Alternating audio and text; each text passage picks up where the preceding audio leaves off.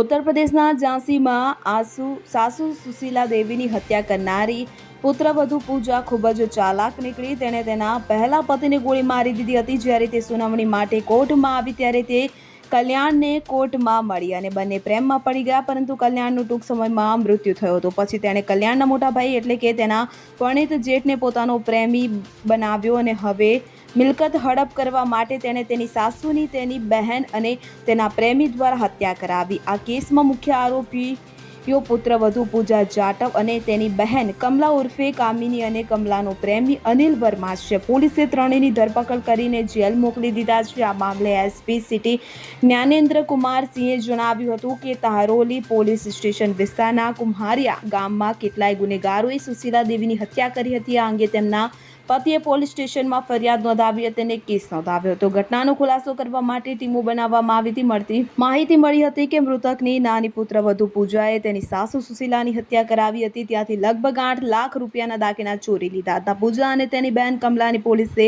ધરપકડ કરી છે અને જેલમાં મોકલી દીધા છે. આ ઘટનામાં વોન્ટેડ અનિલ વર્માની એન્કાઉન્ટર દરમિયાન ધરપકડ કરવામાં આવી છે. ગુનેગારને એન્કાઉન્ટરમાં ગોળી વાગી હતી કે તેની પાસેથી ચોરાયેલા દાગીના પણ મળી આવ્યા છે. આ સંદર્ભે કાયદેસરની કાર્યવાહી કરવામાં આવી રહી છે.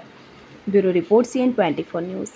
હવે જુઓ દેશ દુનિયાની તમામ ખબરો તમારી આંગળીના ટેરવે. ઉઠાવો મોબાઈલ અને Google Play Store પરથી ડાઉનલોડ કરો અમારી CN24 ન્યૂઝ મોબાઈલ એપ.